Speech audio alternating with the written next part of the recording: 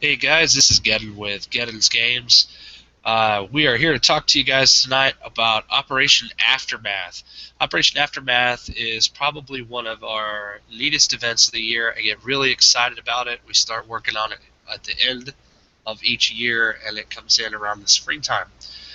A lot of people ask me, "What is Aftermath? What's so special about it? What it's all about?" It's a post-apocalyptic live-action scenario, so it's a little bit different than an average airsoft game. Uh, it's first of all, it's post-apocalyptic, which means after nuclear war, everything is completely destroyed.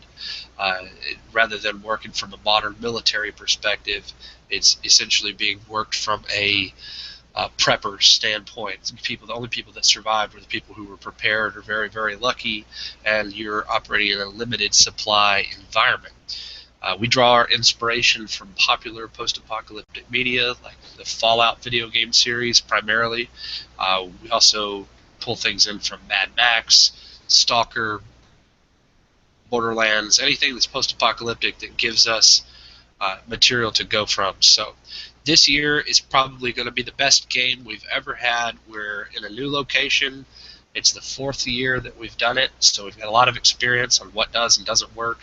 And the main thing that separates this from, say, an average milsim game is that this event represents the balance point between something that's heavy role play and then heavy simulation. So it's a simulation game, as in we're simulating a post-apocalyptic experience, but it's also role play because a lot of it's unscripted, and the players are responsible for putting a lot of effort into it. I've got players that work all year putting together loadouts that are specifically for this event. I don't want to go so far as saying costume, but some of these guys do such a great job representing characters from their favorite post-apocalyptic event or game that they could almost go to a cosplay convention. So the immersion level is extremely high. Uh, this event is one of the when you come to this event, we provide all of the ammo. We give you a unique game experience. The gamescape's completely different. The mission system's completely different. It doesn't work like a milsim at all. It's a huge AO. It's a massive AO. We're going to do it at DFW Adventure Park this year. DFW Adventure Park is a large place. I think the whole property is almost 200 acres. We're using a very large, significant portion of the property, and you're going to have so much elbow room out there that you could potentially get lost. It's a huge place to play. We're running a multi-faction game. It's not just green versus tan. This is something that's got a couple of core factions, but then also 4 to 6 additional factions. So I want to show everybody a little bit about what we're dealing with this year. Hopefully this is working. You guys can see the map. This is our draft map. If you're not familiar with DFW Adventure Park, that's okay. You just have to understand that this little bitty dot down here is a 40-foot shipping container. So this place is really big. Um, Pending the final review from the management at the park, we are looking at this huge scape. We're all going to park in one central parking lot. We'll have this whole large map. We're looking at segregating this into this one. Multiple zones. There's 10 zones. We've got them numbered. How about we put those in the right way? Well, that's weird. Each of those zones will be numbered, and each of those zones will represent some large objective area or the main camp of a different faction. Uh, there is a comm center with a large satellite system that actually has a power station that you can switch on and off. There is a prison camp, which is working properly.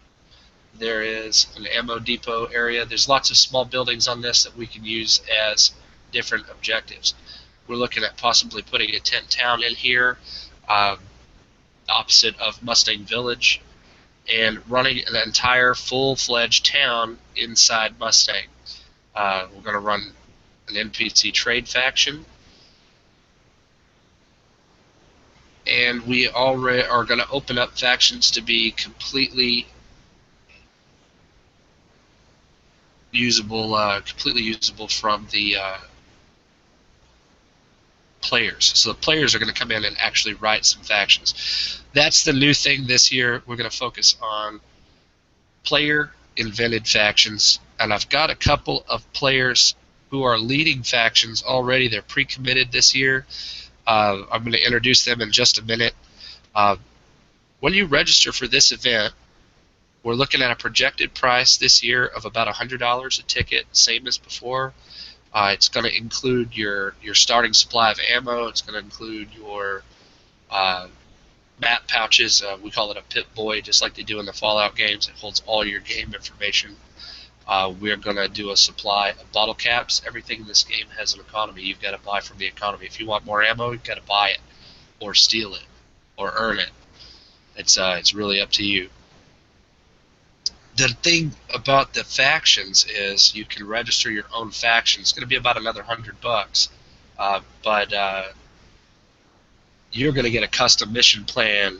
You're going to get a starting supply of ammo, starting supply of bottle caps. There's a lot of things you're going to get that will give you an advantage for starting as a team, a registered team within the event. And just to give you an idea of what's possible, I'm going to introduce one of my faction leaders. This is Austin. Austin is going to be leading our Legion, and I'm going to let him tell you a little bit about it.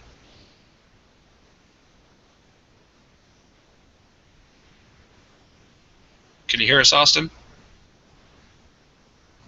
Let's get him in here.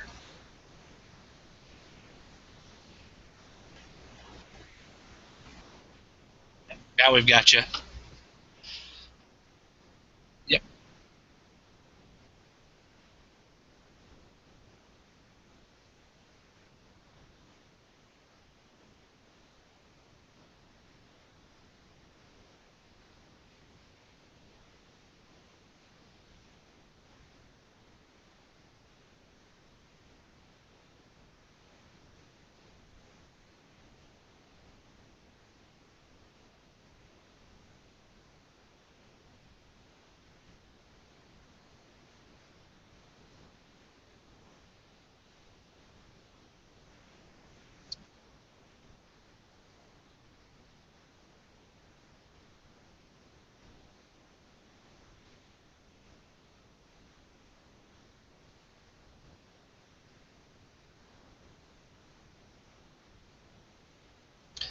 So answer me a question quick, Austin. You're talking about Legion. You're talking about the Fallout New Vegas Legion.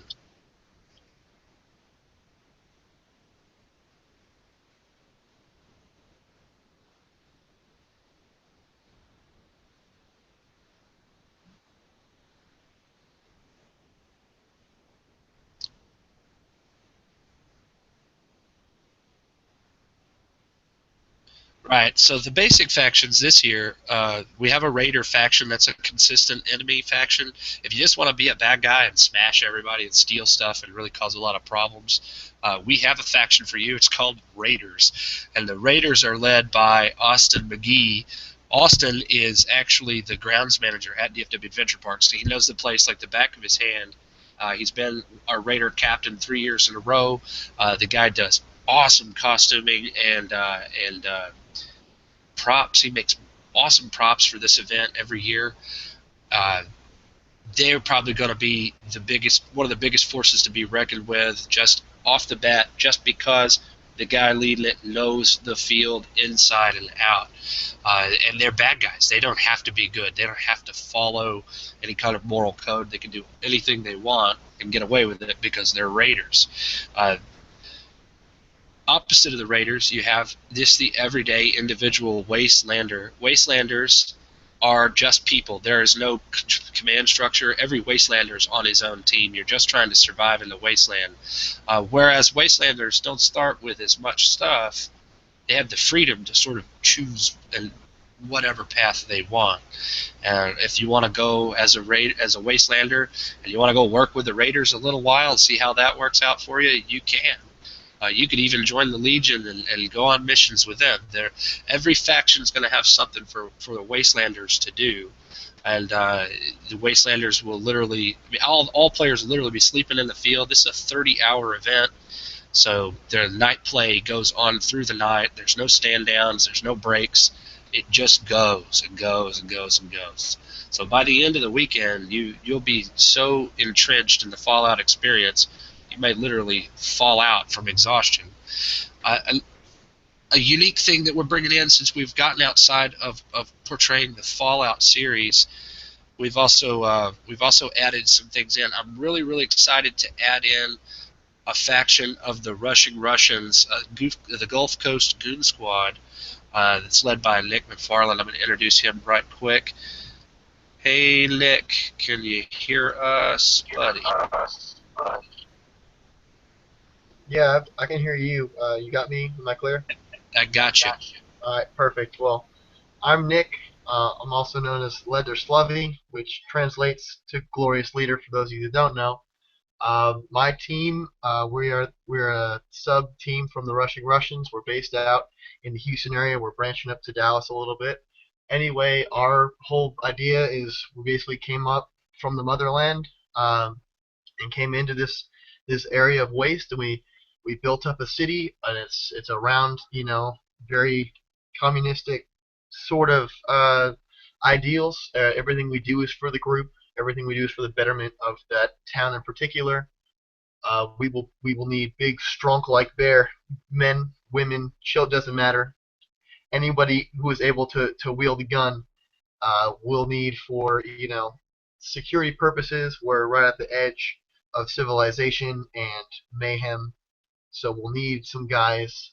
We'll have our own bar set up. We're gonna have our own hospital set up. We got a lovely doctor who is gone a little crazy, but other than that, we're basically there to survive as a unit, and as a town in general. Everything will go towards the benefit of the group, and there will be no individualism in terms of advancement through what you would do inside the town. We will be sending people out for specific missions, and you can come as a Wastelander and get specific missions. Just to build into the Brotherhood, if you would like to say. But we're basically going to be it's going to be a good time. It's going to be parties and bacon and tattoos and simulation alcohol, and it's going to be a blast. So that's basically what we're doing.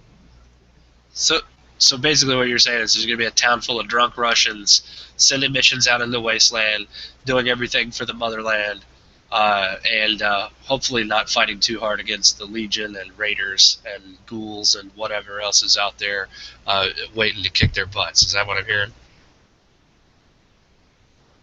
Nope. There, we got you back? And we've lost Nick's audio. There we go. I got muted. Okay. Well, yeah, we're not out to expand. We're comfortable where we're at, and we're just building up from there. And we will, when we get the currency and the power to do so, we can expand. But as of right now, we're just there to grow as a colony, as a unit, and then from there build up and expand. So tell me about what the uniform requirements might be if I want to join your kind of kit to be. All right. Well, for the Gulf Coast Goon Squad, the Russians, we're gonna bare minimum. You're gonna get a blue and white striped horizontal shirt, whether it be tank top, short sleeve, or long sleeve. Just like the standard issue undershirt of the Russian military. It's called a Telnyeshka. If you really want to go all out, you can do that as well. The shipping um, shirt or any form of a Russian camo if you so happen to have it, and then green camo bottoms is really what we're going to do. So bare minimum is blue and white shirt, green camo bottoms, and you're good to go for the Russian. Cool. That's pretty simple. Hey, Austin, let's talk about what we require.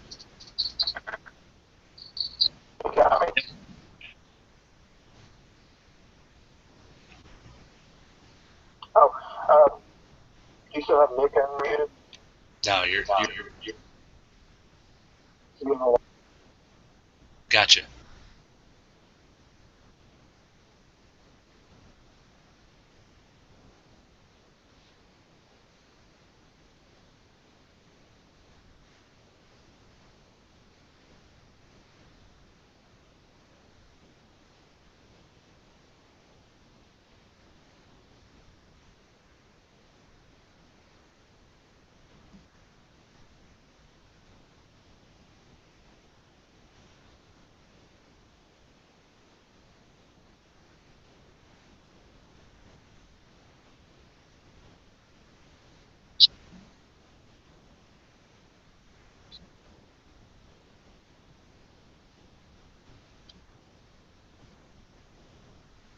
So, you guys are going to have a full military rank structure.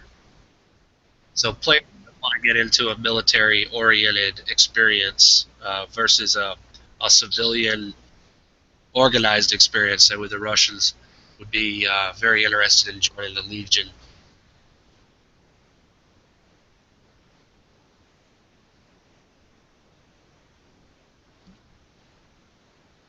Fantastic. Well, guys, I really appreciate it. More information is going to be available about this event at airsoftnation.org. Current tentative dates right now are going to be about the middle of April. We'll get final dates once they're approved. The tentative price is $100 prepaid.